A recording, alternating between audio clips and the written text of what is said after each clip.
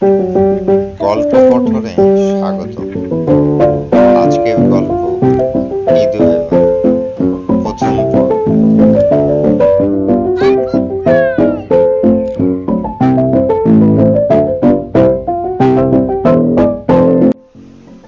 কদিন ধরেই বেড়ে চলেছে ইঁদুরের উৎপাত।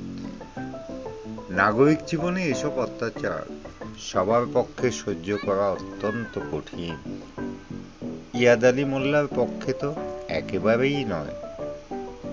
ইয়াদ আলী মোল্লা ছোটখাটো মাস্টারি করেন, প্রাইমারি স্কুলের ছাত্রছাত্রীদের টিউশন করেন বাড়ি বাড়ি গিয়ে। আগে হাই স্কুলে চাকরি ছিল, এখন নেই। তার মানে এই নয় ইয়াদ আলী অবসরে আছে। স্কুল থেকে স্কুল পাল্টাতে পাল্টাতে 20 বছর কেটে গেল। কোনো স্কুলে সে 2-3 বছরের বেশি থাকতে পারে না। মাঝখানে 2-3 বছর এ অফিস সে অফিস করতে করতে আরো বেশ দিন চলে গেল বয়সের খাতা থেকে। এখন সে সিনিয়র সিটিজেন। 60 পেরিয়ে আজ ইয়াদ 65 কোঠায়। আজকাল ঘরেই থাকে অধিকাংশ সময়। কয়েকজন ছাত্রছাত্রী আসে তার কাছে। তাদের বেতনের টাকা দিয়ে বেশ কষ্টে সষ্টে কেটে যাচ্ছে। তবে এ অবস্থা একসময় ছিল না ইয়াদ আলী। এই তো কিছুদিন আগেও বেশ রমরমা অবস্থায় ছিল। ছাত্রছাত্রীদের জায়গায় সংকুলান দিতে বেশ বেগ পেতে হতো। রান্নাঘর, বসবার ঘর, এমনকি সামনের গলিতেও লম্বা বেঞ্চ পেতে জায়গা করে দিতে হতো ইয়াদ আলীকে। গাদাগাদি করে বসতো সবাই। অভিভাবক, বাবা মা যারা আসতেন তারা বেশ খোশ মেজাজেই থাকতেন। স্যারের গুণকীর্তন করতেন। তখন অভাব টানাপোড়েন খুব একটা ছিল না। 4 জন মানুষের সংসার, খাদ্যাভাব নেই বললেই চলে। সে সময় মেহমান, ইয়ার দোস্ত, পড়শিদের আপ্যায়নে কোনো কমতি ছিল না।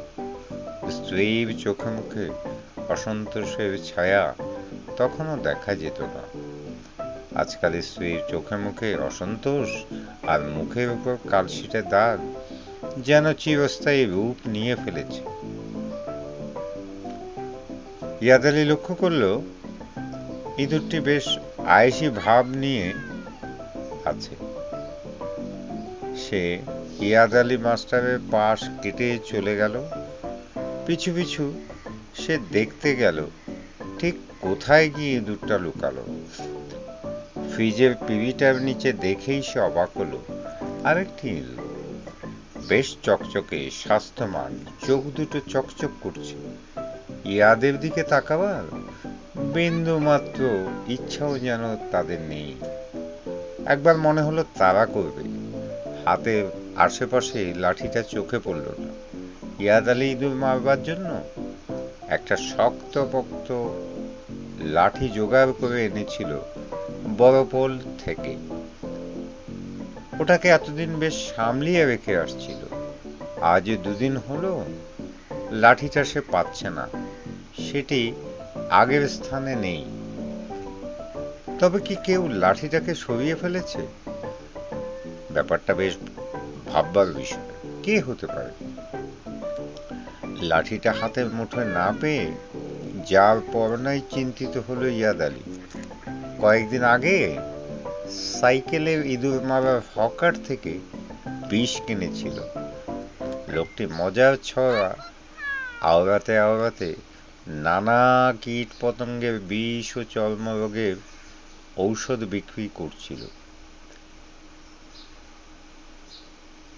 লোকটি মজার ছড়া আউড়িয়ে বলছিল, খাইলেও মরে, না খাইলেও মরে, গুতাইয়া হুতাইয়া মরে, লাফাইয়া লাফাইয়া মরে, ইঁদুর তোমার রক্ষা নাই, বাংলা ছেড়ে ভারত যাই। লোকেরা ভিড় করেছিল। ইয়াদ কৌতূহলবশত ভিড় ঠেলে ক্যানভাসের লোকটাকে দেখল। এই নেন মুরব্বী বলেই একটা ইঁদুরের বিষ প্যাকেট ধরিয়ে দিল তার হাতে। দাম মাত্র 20 টাকা।